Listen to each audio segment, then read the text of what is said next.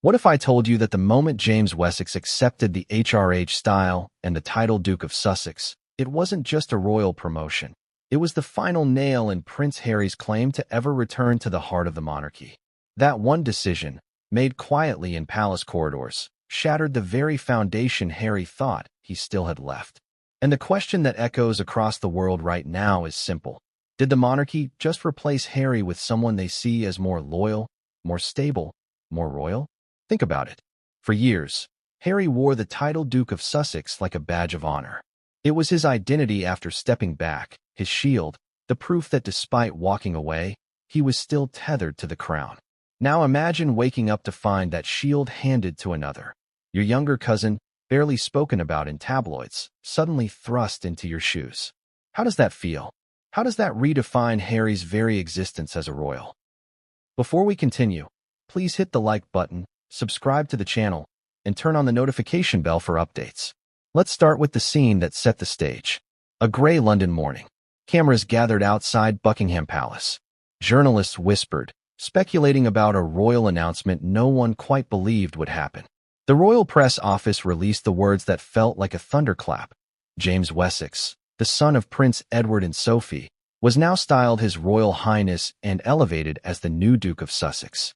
Gasps echoed not just across the courtyard, but across the globe. This wasn't a ceremonial reshuffling. It was a public dethroning. A message, a warning, a punishment. But why now?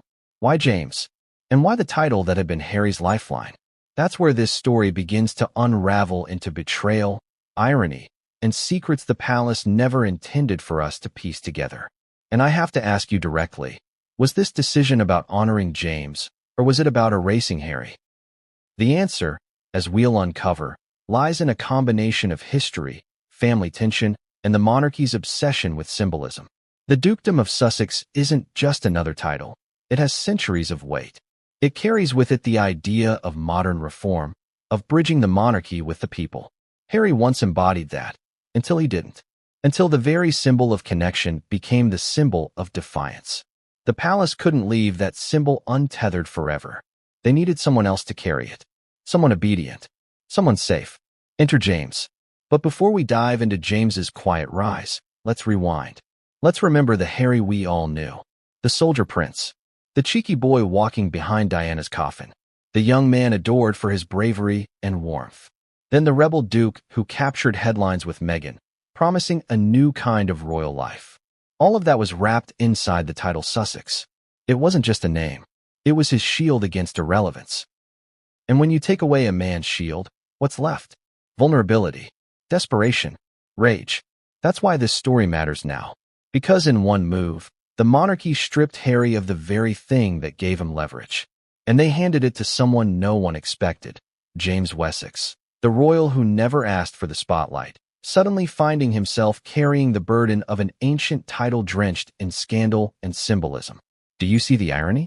The quiet prince replacing the loud rebel. The one who never demanded headlines, now owning the legacy Harry fought to control. But let's dig deeper. Why James? Why not Prince Edward? Why not another royal with more seniority? The answer lies in a conversation that reportedly took place in Clarence House weeks before the announcement. King Charles, worn down by illness rumors and scandals, sat with advisors and made a decision. The monarchy needed to send a message. That message was simple. Loyalty is rewarded. Rebellion is punished. Harry, in Charles's eyes, had crossed too many lines. Spare, Netflix, Oprah, the endless interviews. Each one chipped away at the crown's image. And the Sussex title, once a proud branch of the family, had become a thorn. The solution? Remove the thorn. Replant the branch. That's why you're watching this. Because this isn't just about James. It's about a monarchy playing chess with its own bloodline. It's about a father punishing his son through symbolism. It's about a cousin forced to step into a role meant for another. And it's about the Queen's legacy, which whispers from beyond the grave in letters we'll reveal later in this story. Letters that hint she knew this day would come. Now pause and ask yourself, what would you do if your entire identity, the very name tied to your history, was ripped away and handed to another? Would you fight? Would you lash out? Or would you crumble in silence? Because Harry's reaction, as we'll explore in the chapters ahead, was far from silence. And Meghan's? Let's just say, she didn't take it lightly either. But before we get there, let's focus on James. The boy raised away from the spotlight. The teenager who grew up with a mother who insisted on normalcy. The young man who, until recently, wasn't even styled HRH because his parents chose humility over grandeur. And yet now, he holds the title once tied to the most controversial royal couple of our time. Can you feel the weight on his shoulders? Do you think he accepted it willingly? Or was he pressured into becoming the crown's answer to Harry's rebellion? That's the tension we'll explore. But for now, let me leave you with this thought. The day James Wessex signed the documents, accepting HRH and the dukedom, he didn't just take a title. He signed himself into history, into a battle not of his making, into a legacy already stained with betrayal. And hidden in that contract was one clause no one expected. A clause that may explain why Harry's fury was unlike anything we've ever seen. Because the truth is, this isn't the end of Harry's story. It's the beginning of a darker chapter. And as you'll see, what came next would change everything, and no one saw it coming. What if I told you that the clause hidden in James Wessex's acceptance papers was more explosive than the title itself? That it wasn't just a formality, but a carefully worded dagger pointed straight at Prince Harry's chest? Because that's where we pick up, right at the edge of betrayal, where symbolism and legal maneuvering collide in a way Harry never imagined possible. The clause, insiders whisper, spelled out in icy, royal language that by accepting the dukedom, James also accepted full precedence over any prior Sussex claim. In other words, Harry's connection to the title wasn't just ignored, it was erased. Completely. Legally. Publicly. Can you picture that? One quiet signature, and in the eyes of the monarchy, Harry ceased to be Duke of Sussex. Stripped without ceremony. Exiled without a word. But let's rewind for a moment. Why would such a clause even exist? The palace could have easily framed this as a simple creation of a new dukedom, honoring James for his quiet loyalty. But no, they chose to bury a knife in the paperwork. Was this Charles's personal demand, or was it William's hand shaping the move? And why did James agree, knowing it would spark global outrage? These are the questions that circle like vultures over this saga. Think of James himself here, a young man who'd grown up with modesty, often described as shy, almost allergic to fame. For years, Edward and Sophie insisted he live outside the HRH bubble, a normal boy shielded from the circus. Now, suddenly, he's at the center of a storm, his name printed on the document that toppled Harry from his final royal perch. Was James truly comfortable signing it? Or did he feel the weight of obligation, of duty pressed onto him by a family desperate for stability? And then there's Harry. Let's put ourselves in his shoes. Imagine receiving a late-night call, being told your cousin has just been given your title, your identity. Not just in name, but legally bound, shut off from you forever. How would you react? Anger? Betrayal? Or the cold realization that the family you thought you could still reconcile with had shut the door for good? This is where the contradiction explodes. The palace framed the announcement as unity, continuity, loyalty. But beneath the surface, it was punishment, pure and simple. It was Charles showing the world that even a son can be dethroned if he breaks the rules. And Harry, the once favored prince, the cheeky hero of Afghanistan, the royal rebel who dared to love outside the mold, was now an outsider in every possible way. Do you see the irony? Harry once told the world that titles don't matter. That he and Meghan didn't care about hierarchy, that their happiness was found in freedom. Yet the moment his cousin took the Sussex dukedom, the pain etched across his face told another story. Titles did matter. Identity mattered. Being erased mattered. And what about Meghan? Let's not forget the other half of this storm. Reports claim Meghan's fury was volcanic. Friends say she stormed through their Montecito estate, demanding answers, calling lawyers, even drafting potential lawsuits to challenge the legality of stripping Harry's title. Can you imagine the tension inside those walls? Harry trying to process betrayal, Meghan channeling it into a battle plan, the children caught in the middle of a legacy suddenly rewritten. But here's the twist. Meghan may have actually seen this coming. Remember her cryptic words in interviews? They can take everything away, but they can't take our truth. Was she preparing the world for this very blow? Was she hinting that she knew the palace would strike in this exact way? If so, then the Sussex exile wasn't just a slow burn. It was a countdown to this exact moment. And yet, The palace didn't act without reason. Behind the gilded doors, advisors argued that Harry had turned the title into a brand rather than a duty. Netflix specials, memoirs, Oprah, deals upon deals. To them, Sussex became a business card, not a royal responsibility. And Charles, ever conscious of legacy, couldn't allow that. The monarchy had to reclaim the brand. And so they did, by handing it to the one person least likely to commercialize it, James. Now, here's where things turn darker. That clause, the one we started with, didn't just erase Harry's dukedom. It also included language about succession, stipulating that James's heirs would inherit the Sussex title, not Harry's children. Can you feel the weight of that? Archie and Lilibet, already sidelined by geography and politics, are now written out of the Sussex legacy entirely.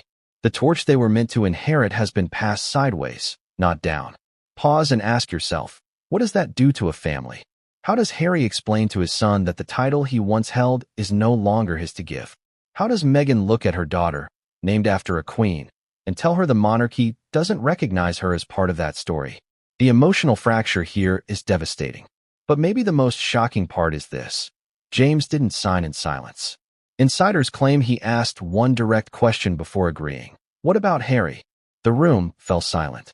And Charles, after a pause heavy enough to echo through history, allegedly said, Harry made his choice. This is ours. Imagine hearing that. Imagine knowing your father uttered those words about you, that your cousin accepted them as truth, that your identity was reduced to a footnote in a single sentence. It's almost biblical in its cruelty. Brother against brother, cousin against cousin, bloodlines divided by loyalty. And this is where the story turns from legal to personal. Because Harry didn't just rage in private. According to leaks, he recorded a furious voice message to a senior royal aide, swearing that this was the ultimate betrayal, and vowing that the world will know what they've done. That threat alone suggests Harry isn't done fighting. Not by a long shot. But here's where I want to leave you hanging, right on the edge of the storm. Because while James's quiet acceptance marked Harry's erasure, Harry's reaction set off a chain of events the monarchy never prepared for. Allies shifted, secrets surfaced, and one queen's letter, would soon turn this entire saga upside down. Because what came next wasn't just Harry's fury. It was a revelation no one saw coming. What if the letter hidden in the Queen's private archives wasn't just a farewell note, but a blueprint? A roadmap of exactly how she foresaw the collapse of Harry's claim and the rise of another in his place. Because that's where this story turns from bitter irony to chilling prophecy. Reports suggest that after Elizabeth II passed, several sealed envelopes were discovered among her personal effects, letters addressed to Charles, William, and yes, even Edward and Sophie. These weren't casual notes. They were instructions, warnings. And in the one directed toward Edward's family, the Queen allegedly mentioned James by name. She described him as steady, untainted, and a child of duty rather than rebellion. Can you believe that? The Queen, years before Harry's memoirs and Netflix scandals, had already marked James as the possible torchbearer of Sussex. Now let's stop here and ask the hard question. If Elizabeth truly foresaw Harry's implosion, did she also anticipate Meghan's arrival? Did she predict the tidal wave of chaos their marriage would unleash on the monarchy? Some insiders whisper that her words about Meghan in those letters were cautious but firm, warning Charles that loyalty to crown must outweigh loyalty to marriage when duty is tested. It sounds cold, doesn't it? But doesn't it also sound like a woman who had ruled through firestorms before, from Diana to Andrew? Picture Harry, in Montecito, hearing whispers that the grandmother he adored had effectively signed off on his replacement. Imagine the devastation. He often spoke of Elizabeth as his anchor, his safe space, the only senior royal who understood him. Now, her private words paint a different story, not of unconditional support, but of pragmatic survival. Was Harry ever truly her chosen grandson, or was he always destined to be the expendable one? And here's the contradiction that grips this story tighter. Publicly, Elizabeth bent over backward to honor Harry. She insisted on the military tributes. She made space for Meghan. She even allowed them to keep Frogmore Cottage initially. Yet privately, she may have seen their rebellion coming all along. Is that not the cruelest twist of all? That Harry was fighting for acceptance that was never really there? But let's zoom in on James for a moment. He's young, he's quiet, and unlike Harry, he's never demanded the spotlight. That made him the perfect candidate for the Queen's plan, if indeed it was her plan. He wasn't scarred by Diana's death. He wasn't haunted by paparazzi trauma. He wasn't defined by scandal. To Elizabeth, James was a blank slate, a clean canvas on which the monarchy could paint a new Sussex legacy. Do you think James even knows the full weight of what he stepped into? Or is he still just a boy, dragged into a family war he didn't start? And then there's the timing. This letter wasn't meant to surface in 2025. Insiders claim it was to be revealed only if the Sussex brand became toxic beyond repair. Well, look around. From Spare's sales to Netflix's cancellations, from Meghan's Hollywood feuds to Harry's lawsuits, has that moment not arrived? The Queen's foresight seems almost eerie, as if she knew exactly when the monarchy would need James. Now let's turn back to Harry's perspective. Imagine discovering not only that your cousin has taken your title, but that your grandmother, the woman you worshipped, may have secretly endorsed it all along. How would you react? Would you rage against the crown, or crumble under the weight of inevitability? Sources claim Harry broke down in tears when told of the letters, that he shouted to Meghan, "She never trusted me. She never believed in me." Can you hear the pain in those words? And Meghan? Her fury shifted into something colder, sharper. Friends say she immediately began plotting how to spin the narrative, casting James as a puppet, Charles as a tyrant, and Elizabeth's words as outdated relics of a monarchy out of touch. But deep down, even Meghan must have realized the Queen's blessing gave James legitimacy Harry could never reclaim. But let me ask you this. Was this letter truly the Queen's voice, or the palace spinning her memory to justify their actions?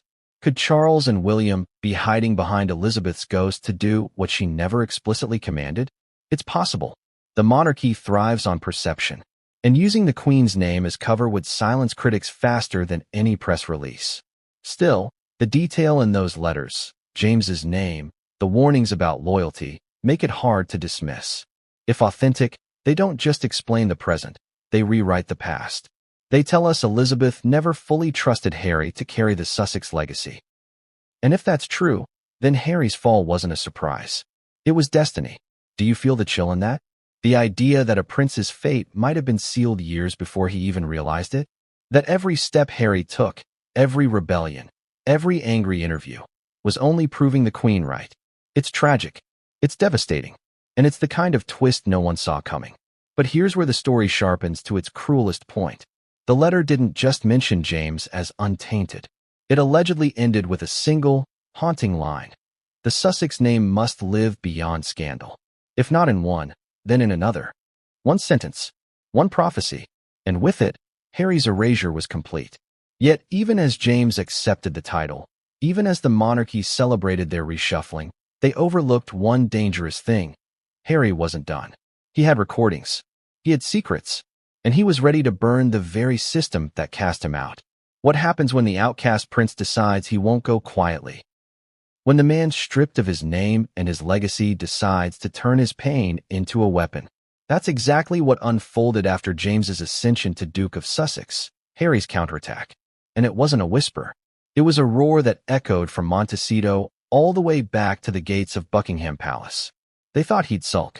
They thought he'd retreat into silence, licking his wounds in California. But Harry? He had another card up his sleeve. And here's the twist. It wasn't another Netflix show. It wasn't another tell-all memoir. It was something far more dangerous. Evidence. Evidence he claimed would prove that the palace's hands weren't as clean as they appeared. Picture this. A dimly lit office in Montecito. Harry sitting with his laptop, scrolling through files, emails, transcripts he had kept from his time as a working royal. Meghan by his side, pacing, furious, urging him on. Friends say he muttered, "If they want war, they'll get war." And that's when the recording surfaced. Yes, a recording. Insiders whisper it was an audio file, captured years earlier, during one of Harry's last private meetings with senior courtiers. In it, a voice, some claim Charles's, others insist it was a top aide, can allegedly be heard discussing contingency plans if Harry ever went rogue. The chilling words? "We'll replace him. Sussex is bigger than Harry." Think about that for a moment. Long before Spare, long before Montecito, the palace was already planning Harry's erasure. Do you see the irony? Harry believed he was walking away on his own terms. In reality, the system had built an escape hatch to eject him the second he stopped playing by the rules. And now, years later, that plan had been executed. James Wessex wearing the Sussex crown, Harry cast aside.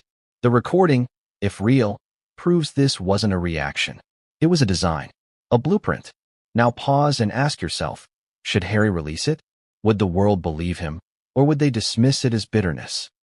Because here lies the contradiction. Harry has built a reputation of speaking out, but each revelation chips away at his credibility. The more he speaks, the less the world listens. Yet this recording could change everything. Meghan, of course, urged him to go public. For her, it wasn't just about titles. It was about vindication. They'll know we were right all along, she reportedly told him. But Harry hesitated. Because here's the emotional beat that's often overlooked. Deep down, he still craves his father's approval. Even after betrayal. Even after erasure. Doesn't that sting? To realize a son's greatest wound is still his longing for a father's love? And yet, the fury burned too hot to contain. Within weeks, whispers of the recording began to leak to journalists. Tabloids hinted. Headlines teased. Royal aides panicked. Buckingham Palace scrambled to prepare a counter-narrative. And Charles? He was reportedly livid. Not at the potential scandal, but at the realization his son was ready to go nuclear. This is where irony meets tragedy. The monarchy had thought James's elevation would close the chapter. Instead, it lit the fuse of Harry's rebellion all over again. The palace had played chess, but Harry had flipped the board. And then, another twist. Remember the Queen's letters we uncovered in the last section? In one, she allegedly warned that Harry's pain will one day turn destructive. Imagine Charles reading those words now, realizing his mother's prophecy was unfolding in real time. The very act of stripping Harry had created the monster she feared. But what was in the recording, really? That's where details grow murky. Some claim it was simply a strategic discussion, nothing illegal, nothing shocking. Others insist the tone was damning, cold, dismissive of Harry as a person, reducing him to a replaceable cog. And that's the emotional knife here. Not just that they plotted to erase him, but that they never truly valued him at all. Do you see the tragedy? Harry wasn't exiled for what he did. He was exiled because he was always disposable in their eyes. And if that's true, then James's rise wasn't an accident. It was the execution of a plan set years ago. And yet, the story doesn't end there. Because even as Harry prepared to drop his bombshell, James himself began to crack under the weight. Friends describe him as anxious, overwhelmed, questioning whether he'd made the right choice. He hadn't expected to be a pawn in a family war. He wanted to honor his grandmother, his parents, his king. But instead, he found himself thrust into a firestorm, his name dragged into Harry's warpath. So let's ask the haunting question, what happens when the new Duke of Sussex, meant to symbolize loyalty, begins to doubt the very role he's been given? Could James, quiet and reluctant, become Harry's unexpected ally? Or will he double down, standing firm with the crown against his cousin? Because as we'll see, one small gesture James made in public, a glance, a handshake, a subtle bow, hinted at cracks in the facade. Cracks that could bring the entire royal strategy crashing down. What if the quiet prince, the one the monarchy thought was their safest bet, wasn't as steady as they imagined? What if James Wessex, newly minted Duke of Sussex, began to feel the crushing weight of the crown's chess game pressing down on him? Because that's exactly what started to unravel once Harry's fury collided with James's conscience. At first, James played the role perfectly. The announcement, the photographs, the carefully choreographed ceremony. He stood tall, shook hands, and nodded with the grace of someone born into duty. But behind closed doors, whispers say James was restless. He wasn't sleeping. He asked his parents again and again if he had done the right thing. Edward and Sophie, proud yet worried, reminded him that duty comes first. But James isn't like his cousin William, hardened by years of preparation. He isn't even like Harry, who thrived in the spotlight until it burned him. James had never asked for this. Can you picture the contradiction here? A young man chosen for his loyalty, for his quietness, now questioning whether that very loyalty was a mistake. Isn't it ironic that the one the palace thought would never falter is the one struggling the most? and the cracks began to show in subtle ways. At a charity event weeks after his appointment, James stood beside Charles, William, and Camilla. Cameras caught every move. But sharp-eyed viewers noticed a moment when James glanced at the floor as the Duke of Sussex title was announced. A flicker of discomfort, a shadow of doubt. Social media exploded. Did you see James's face? He doesn't want this. The clip went viral, memes sprouted overnight, and suddenly James wasn't just a name. He was a symbol of unease. But here's where it gets even more explosive. That same night, James reportedly reached out privately to Harry. Yes, you heard that right. A message, discreetly delivered, asking for a meeting. Imagine the tension. Harry pacing in Montecito, reading a note from the cousin who had just taken his legacy. Meghan urging caution, reminding him it could be a trap. Harry torn between fury and curiosity. Would you meet him? Would you trust him? Insiders claim Harry agreed, under one condition. No palisades. No courtiers. Just family. And so, in secret, the two young men met in a quiet country house outside London. No cameras. No press. Just two cousins, one carrying the weight of betrayal, the other drowning in guilt. What was said in that meeting? Accounts vary. Some say James apologized, admitting he hadn't realized the depth of Harry's connection to the title. Others insist Harry lashed out, accusing James of being a puppet, a pawn in Charles and William's game. But everyone agrees on one thing. The meeting ended without resolution. The wound was too deep, the stakes too high. And yet, even in his doubt, James still had to play the part. He appeared at state banquets, walked behind Charles at public events, and smiled for the cameras. But now, every move was dissected. Every gesture was interpreted as a sign. Was he truly embracing the role, or was he silently resisting it? The irony is painful. The monarchy had elevated him to silence Harry, but instead, James became the lightning rod for Harry's rebellion. Meanwhile, Harry wasn't finished. Remember that recording we talked about earlier? The one hinting at the palace plotting his replacement years in advance. Well, just as James's uncertainty grew, Harry began leaking snippets of it. Not the whole file, just fragments. Enough to stoke suspicion. Enough to make the world wonder if James's rise wasn't destiny, but design. Do you see how the two stories began to intertwine? James battling his conscience, Harry waging war through whispers, and the monarchy scrambling to control the narrative. And in the middle of it all, Charles, a father forced to choose between protecting his crown and reconciling with his son. Which side would you expect him to pick? But here's the twist no one saw coming. At one high-profile event, with the world's cameras flashing, James made a subtle but shocking move. As he passed William, he hesitated. Then, turning ever so slightly, he inclined his head, not to Charles, not to Camilla, but toward the empty space where Harry should have been. It was quick, almost imperceptible, but it was there, and the cameras caught it.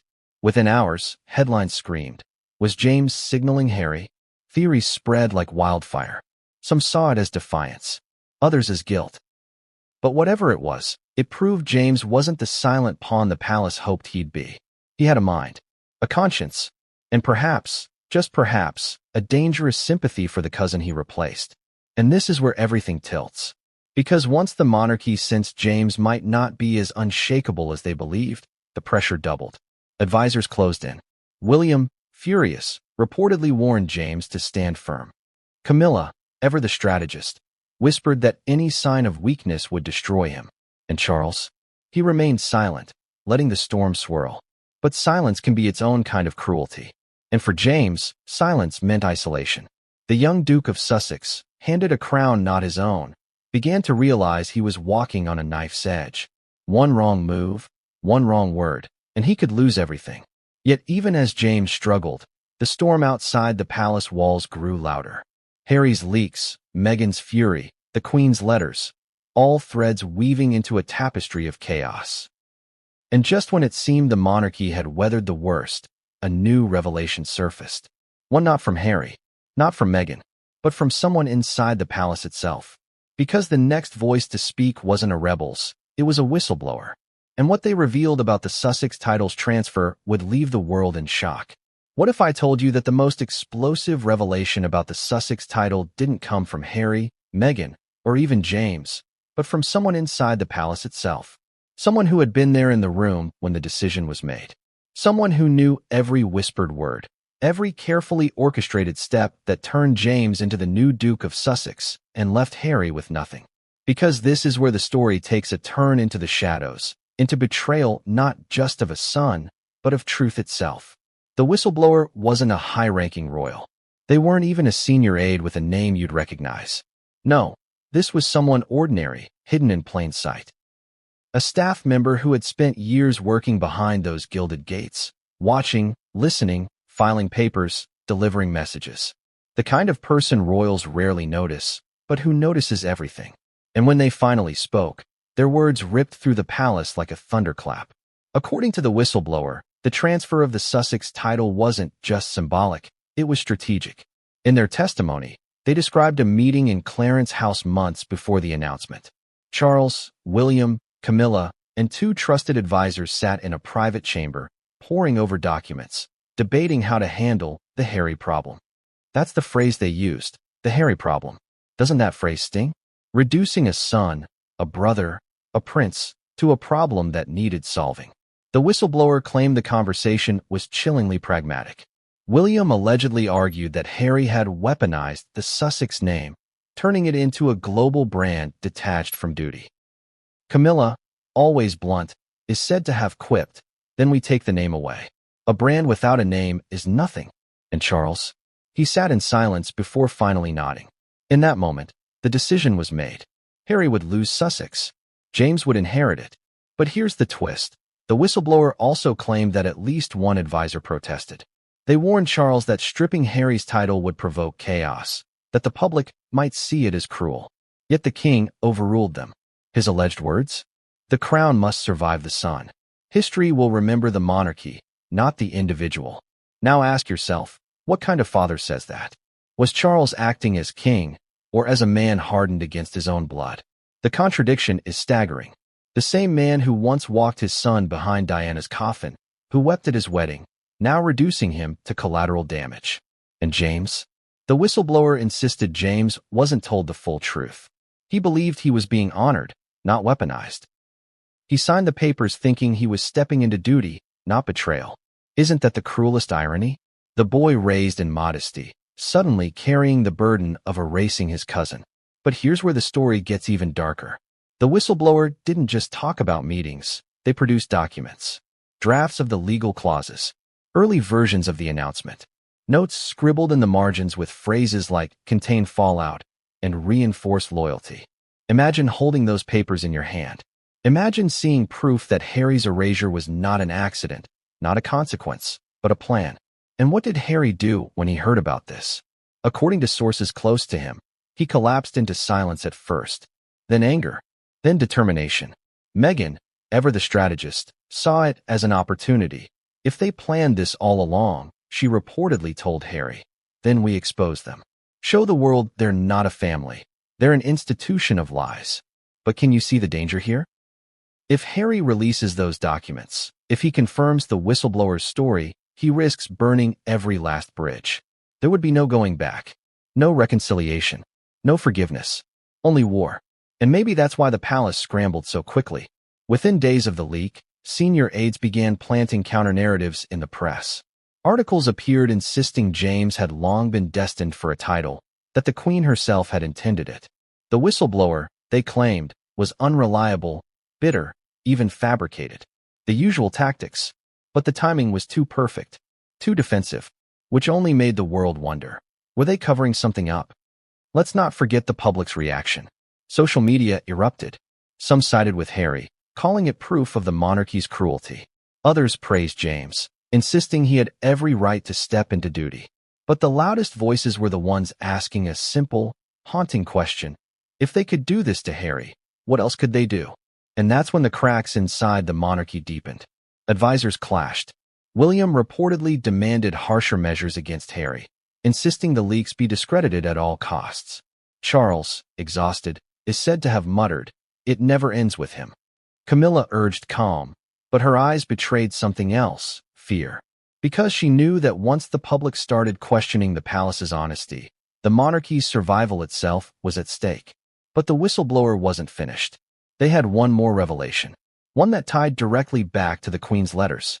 They claimed the palace had edited parts of Elizabeth's writings before showing them to the family, removing sections where she expressed empathy for Harry, her hope for reconciliation, her belief that love must remain even in rebellion. Can you imagine the fallout if that's true? That the monarchy not only replaced Harry but twisted the Queen's words to justify it? It would shatter the very foundation of their moral authority. And here's where I leave you hanging. Because while Harry wrestled with whether to release the full evidence, and James struggled under the weight of his new title, one unexpected figure stepped forward, someone no one thought would ever take Harry's side. What if the person who finally broke the silence wasn't Harry, wasn't Meghan, and wasn't James, but someone from inside the firm itself? A royal who had watched from the sidelines, quietly enduring, until the weight of betrayal grew too heavy to ignore. Because that's exactly what happened. The unexpected voice that joined Harry's corner was Sophie, Duchess of Edinburgh, James's own mother. Yes, you heard that right. Sophie, the woman who had spent decades cultivating an image of discretion, diplomacy, and quiet loyalty, suddenly stepped into the fire. And her words didn't just shake the palace. They detonated like a bomb. Why Sophie? Why now? Think about it. She's Edward's wife, James's mother, the woman who watched her son pushed into the spotlight, handed a title dripping in scandal and symbolism. For years, Sophie had defended the monarchy, even when it wasn't easy. She kept her head down when Meghan accused palace insiders of cruelty. She protected Edward when rumors swirled. But now, her son was the pawn. And a mother's instinct is stronger than any crown. Sources claim Sophie confronted Charles directly. In a heated private meeting, she allegedly said, "You used my son to punish your own. You turned him into a weapon. That was never the Queen's wish." Imagine the tension in that room. A king, accused by his sister-in-law of sacrificing family for image. Can you picture Camilla's expression? William's fury? And here's the twist. Sophie didn't stop there. She went further. She leaked. Yes, the very Duchess known for loyalty allegedly fed information to trusted journalists, confirming the whistleblower's story. She backed up claims that James had been kept in the dark, that the palace had twisted the Queen's words, that this wasn't about honoring duty at all. It was about erasing Harry. Do you feel the contradiction? The monarchy elevated James as a symbol of loyalty, yet his own mother was now dismantling the very narrative they had built around him. It's Shakespearean. A mother torn between protecting her child and preserving the crown. And the public? They devoured it. Sophie's reputation for honesty gave the leaks credibility Harry's words could never achieve. Overnight, hashtags trended worldwide.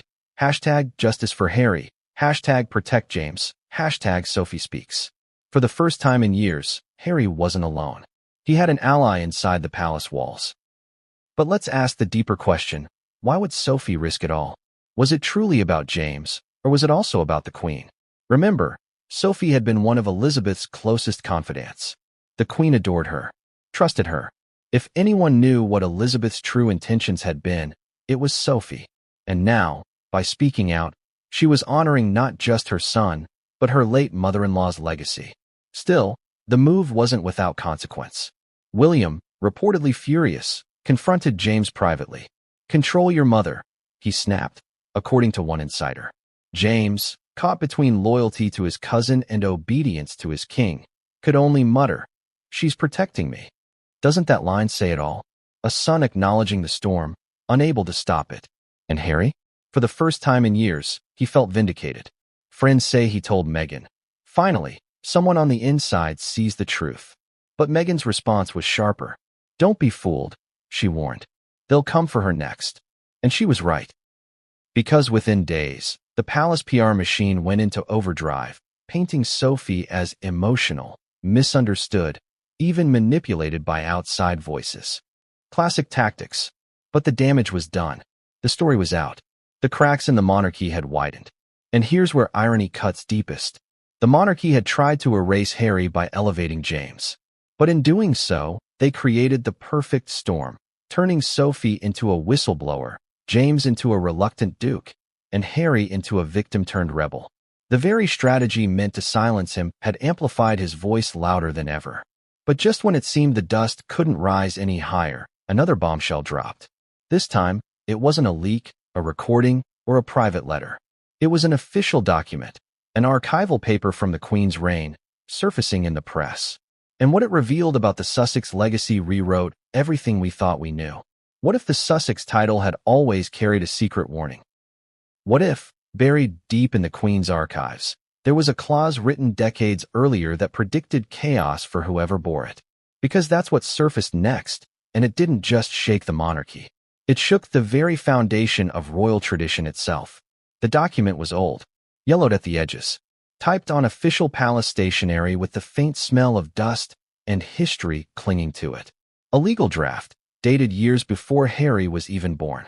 And right there, in careful royal language, was a condition attached to the Dukedom of Sussex. It read, "The holder of this title must remain in unquestioned service to crown and country. Should loyalty falter, the dukedom may be reclaimed and reassigned by sovereign decree." Do you feel the weight of that? This wasn't just a title. It was a contract with loyalty written in ink. A leash, invisible until it tightened. And Harry, through his choices, had unknowingly triggered the very clause that allowed Charles to snatch it back and hand it to James. Now pause and think about the irony. Harry once argued that titles were meaningless, that freedom mattered more. But it turns out the title wasn't meaningless at all. It was booby-trapped. It was designed with a failsafe. The very thing Harry thought gave him leverage was, in fact, the crown's trap. And here's the kicker. This wasn't a new invention. The clause dated back to the 19th century, when the Dukedom of Sussex was first restored after centuries of dormancy. At the time, royals feared scandal, feared rebellion. They wanted a safeguard. And now, more than a century later, that safeguard had come alive against Harry. Isn't it chilling? To realize Harry's fate wasn't sealed by Charles, or William, or Meghan, but by a piece of parchment written before he even existed. History, in a cruel twist, had been waiting to devour him. But the revelation didn't stop there. The document also revealed something else, a line many had overlooked until now. It said, "In the event of forfeiture, the dukedom may be conferred upon the next male descendant deemed loyal and fitting to uphold the honor." And who fits that description today? James Wessex, the perfect blank slate, the obedient heir, the loyal prince. So this wasn't just Charles's decision. It wasn't William's maneuvering. It was the system itself, following a script written long ago. Doesn't that change everything? Harry wasn't just betrayed by family. He was betrayed by history. Now imagine the impact of this revelation on Harry. Sources claim when he learned of the clause, he was shattered. "It was never mine," he reportedly muttered. "It was never meant to last." The pain of realizing his dukedom had always been conditional, always fragile, must have been unbearable. For years, he believed he had carved his identity out of that title. And now, he discovered it was nothing but borrowed power. And Meghan? She raged. She called it archaic, unjust, even sinister. Friends say she wanted to launch a legal challenge, to argue that ancient clauses couldn't dictate modern titles. But deep down, even Meghan must have realized the monarchy had the law, the history, and the symbolism on their side. But let's not forget James in all this. How do you think he felt, discovering that his elevation wasn't a reward for loyalty, but a technicality of history? That he was chosen not for his worth, but because he fit the clause? It must have been crushing. Imagine being told you're special, only to realize you're just the next name on a dusty contract. And here's where the contradiction grows darker. The palace celebrated James as the future of Sussex. But now, thanks to this document, the public saw him as nothing more than a replacement part. The brand new pawn in a centuries-old game. Sympathy for Harry surged. Support for James wavered. The monarchy's careful narrative began to unravel. And then came the question no one could avoid. If Sussex carried such a curse, what about Archie and Lilibet? Were they always destined to be written out? The document suggested yes. By law, by tradition, the title could never flow through Harry's line if loyalty was broken. Which means the children, innocent as they are, were cut off before they even had a chance. Do you see the tragedy? The sins of the father, the rebellion of the son, etched into history in a way that punishes generations. Archie and Lilibet, once seen as future bearers of the Sussex name, now erased by a line written over 100 years ago. And this is where the firestorm reached new heights. Lawyers weighed in, historians debated, Journalists dug deeper. Was the clause even enforceable today? Or had the monarchy bent history to suit their agenda? The arguments flew, but one thing was clear. The revelation had blown open a door the palace never wanted touched. And Harry, fueled by this discovery, made a choice. He would speak, not in whispers, not in leaks, but in a televised interview where he promised to reveal everything. The clause, the whistleblower, the Queen's letters. All of it. But what he didn't know was that the palace had one last weapon ready. One revelation about Harry himself that would flip the entire story upside down. What if I told you that the monarchy had been holding a weapon of its own all along? That while Harry prepared to go public with his truth, the palace had been quietly assembling a dossier. One revelation about him so devastating it could flip the narrative in their favor overnight. Because that's exactly what happened. Just days before Harry's planned interview, whispers began circulating through Fleet Street. Editors hinted that Buckingham Palace had proof that would not only neutralize Harry's accusations, but destroy his credibility completely. And when the truth came out, it left even Harry's staunchest supporters in shock. The bombshell? A financial trail. According to palace insiders, documents existed showing that during Harry's final years as a working royal, funds earmarked for charitable projects had been quietly redirected. Not stolen outright, but diverted in ways that raised troubling questions. Grants delayed. Expenses filed oddly. Payments authorized without proper oversight. On paper, it looked like sloppy management. But in headlines, it was painted as something darker. Harry misused royal funds. Now let's pause. Was this intentional? Or just the chaos of a prince struggling to balance duty with rebellion? That's where the contradiction lies. The palace insisted it was negligence bordering on corruption. Harry's team countered that it was bureaucracy twisting the facts. But for the public, the optics were damning. Imagine preparing to accuse your family of betrayal, only to have them accuse you of betrayal first. And here's where irony slices deep. Harry, who had spent years positioning himself as the victim of the institution, was suddenly portrayed as its exploiter. The man who claimed he was stripped of everything now accused of taking too much. Do you see the trap? It was brilliant, ruthless, and calculated. But it didn't stop there. Alongside the financial allegations, another revelation emerged: personal emails. Leaked messages from Harry to palace staff, written in the heat of arguments, reportedly contained lines that showed his temper, his resentment, his obsession with control over Sussex as a brand. One chilling line allegedly read, "If they try to take Sussex from me, I'll make sure it burns with me." Can you feel the weight of that? For critics, it was proof of Harry's destructive streak. For supporters, it was just raw emotion. But either way, the leak hit like dynamite. Suddenly, Harry's televised interview, once expected to be his triumph, looked like a liability. Would the world see a truth-teller? Or a bitter man lashing out as his empire crumbled? And what about Meghan? Her fury reportedly reached new heights. Friends say she stormed through their Montecito home, demanding to know who leaked the emails. "They're turning him into a monster," she allegedly cried. But some aides quietly wondered, had Meghan herself, in her drive to push Harry forward, overlooked the very weaknesses the palace was now exploiting? Meanwhile, James watched all of this unfold from the sidelines. The title he had accepted with trepidation was now at the center of a war that threatened to consume his cousin, his family, even his own reputation. Imagine being barely 20, thrust into a maelstrom you never asked for, your name dragged through scandals you didn't create. Could James really withstand the pressure? Or was the palace risking yet another implosion? And here's where Sophie reappears. Already emboldened by her earlier defiance, she reportedly warned Charles that leaking against Harry would only make things worse. "You're destroying both of them," she told him, James and Harry alike. But Charles, weary and stubborn, pressed on. His alleged words: "The monarchy cannot bend to one man's rage." But let's stop and ask the question hanging in the air. Was the palace truly defending itself? Or were they terrified that Harry's interview might expose secrets even darker than finances and angry emails? Because remember, Harry still had that recording. He still had the Queen's unedited words. He still had allies whispering from the inside. And this is where the stakes soared. The interview date approached.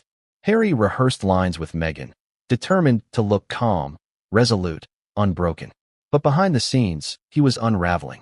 He knew the palace had drawn blood, and the world was waiting to see. Would he strike back or crumble under the pressure? Because what happened next wasn't just another headline. It was live television.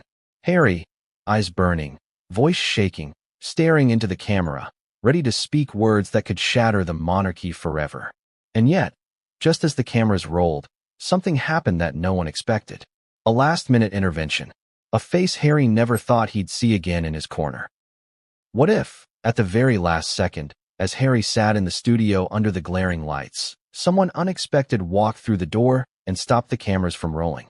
Because that's exactly what happened, and the face that appeared wasn't Meghan, wasn't Sophie, and certainly wasn't James. It was Princess Anne.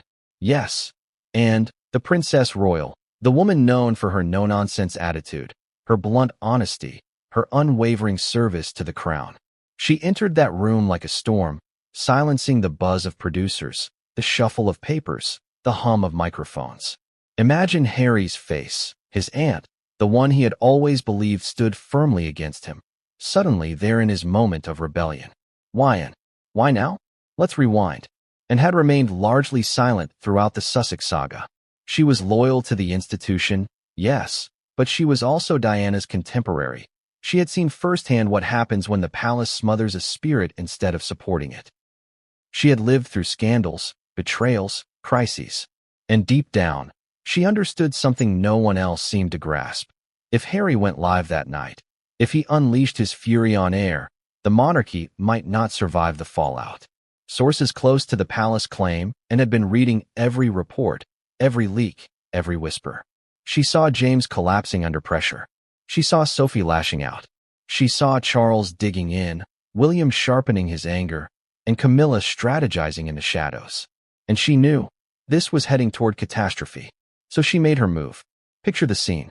Harry, tense, ready to speak. Meghan at his side, gripping his hand, eyes blazing with determination. The crew counting down, 3, 2, 1. Then the door creaks open, and strides in, her voice sharp. Stop. The cameras freeze. Producers stammer. Meghan protests, and doesn't flinch. She walks straight up to Harry and says, "If you go through with this, there is no going back. Do you understand me?" It's a moment heavy with contradictions. And the enforcer of duty, warning Harry about the point of no return. But here's the twist. She wasn't defending Charles. She wasn't defending William. She was protecting the institution itself. Because Anne, more than anyone, knew the monarchy couldn't withstand another public implosion like Diana's war with the crown. And Harry, whether he realized it or not, was about to repeat history on live television. But here's where it gets emotional, and reportedly softened her tone. She told Harry she understood his pain, that she had seen his suffering, that Diana would never have wanted him to be erased. And then she said something that stunned even Meghan. You are still her son. No title can take that from you. No claws. No crown. But if you burn this bridge, you burn her memory with it. Do you feel the weight of that? For years, Harry has carried Diana's ghost like a torch.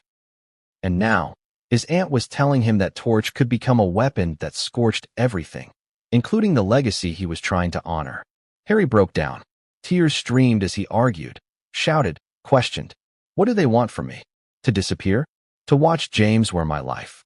And didn't blink. Her reply was cutting but true. They can take your title. They can't take your story. But you must choose how you tell it.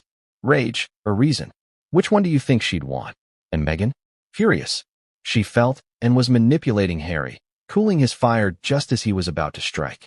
They sent her to stop you, Meghan whispered to him. But was that true? Or was Anne acting on her own, stepping into a role no one else dared take? Mediator, truth-teller, protector of both Harry and the crown? In the end, the cameras never rolled. The interview was postponed, then quietly canceled. Producers leaked that circumstances changed, but insiders knew the truth and had pulled Harry back from the edge. But don't mistake this for reconciliation.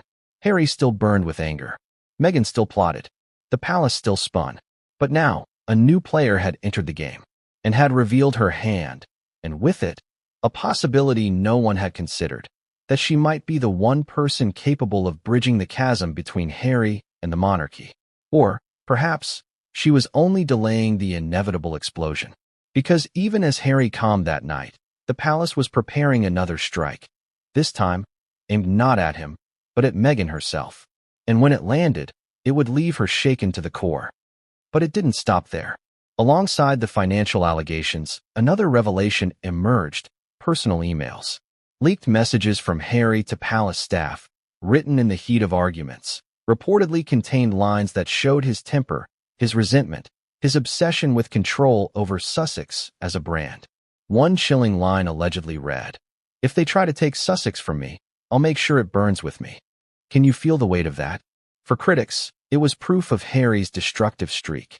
For supporters, it was just raw emotion. But either way, the leak hit like dynamite.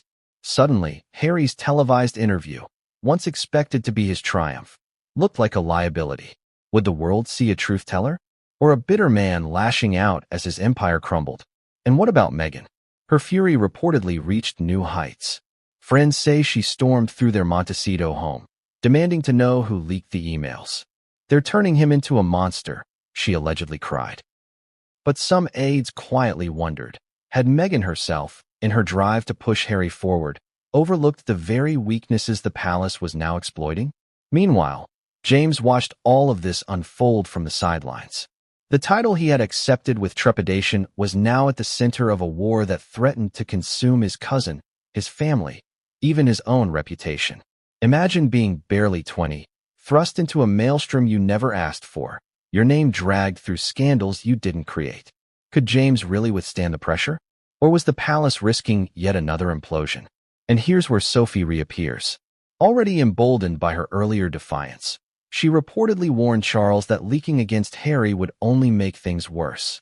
"You're destroying both of them," she told him, James and Harry alike. But Charles, weary and stubborn, pressed on. His alleged words, "The monarchy cannot bend to one man's rage." But let's stop and ask the question hanging in the air. Was the palace truly defending itself?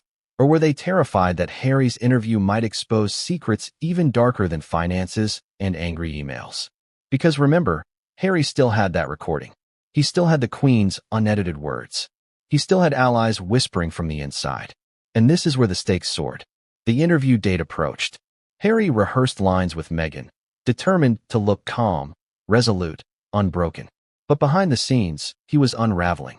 He knew the palace had drawn blood, and the world was waiting to see. Would he strike back or crumble under the pressure? Because what happened next wasn't just another headline. It was live television. Harry, eyes burning, voice shaking, staring into the camera, ready to speak words that could shatter the monarchy forever. And yet, just as the cameras rolled, something happened that no one expected. A last-minute intervention. A face Harry never thought he'd see again in his corner. What if, at the very last second, as Harry sat in the studio under the glaring lights, someone unexpected walked through the door and stopped the cameras from rolling?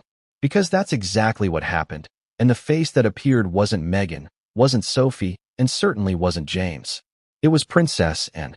Yes, and the Princess Royal, the woman known for her no-nonsense attitude, her blunt honesty, her unwavering service to the crown. She entered that room like a storm, silencing the buzz of producers, the shuffle of papers, the hum of microphones. Imagine Harry's face, his aunt, the one he had always believed stood firmly against him, suddenly there in his moment of rebellion. Why, Anne? Why now? Let's rewind. And had remained largely silent throughout the Sussex saga. She was loyal to the institution, yes, but she was also Diana's contemporary. She had seen firsthand what happens when the palace smothers a spirit instead of supporting it. She had lived through scandals, betrayals, crises. And deep down, she understood something no one else seemed to grasp.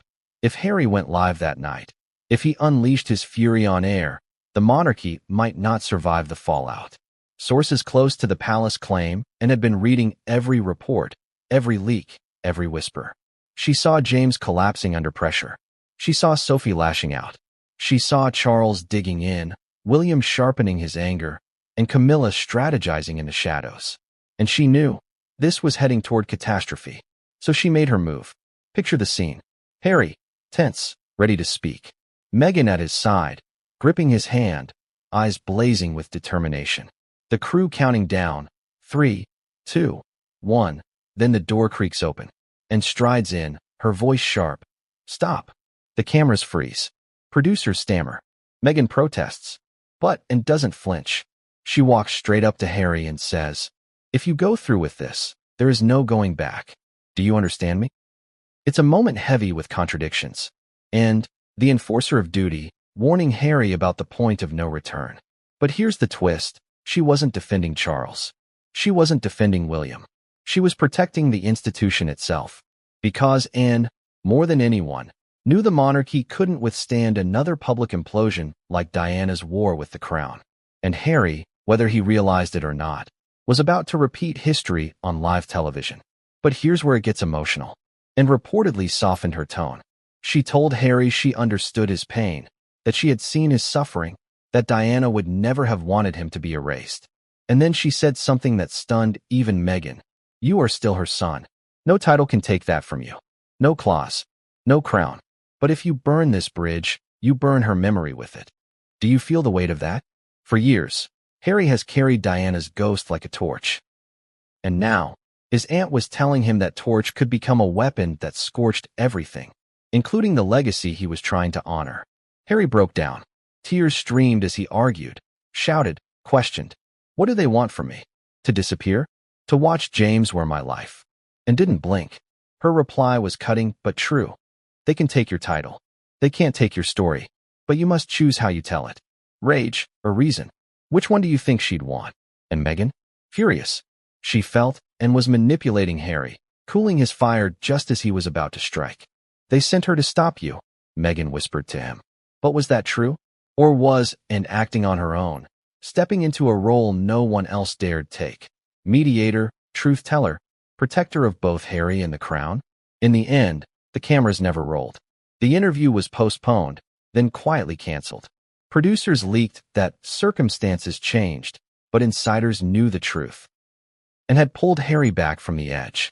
But don't mistake this for reconciliation. Harry still burned with anger. Meghan still plotted. The palace still spun. But now, a new player had entered the game and had revealed her hand, and with it, a possibility no one had considered, that she might be the one person capable of bridging the chasm between Harry and the monarchy. Or, perhaps, she was only delaying the inevitable explosion. Because even as Harry calmed that night, the palace was prepared.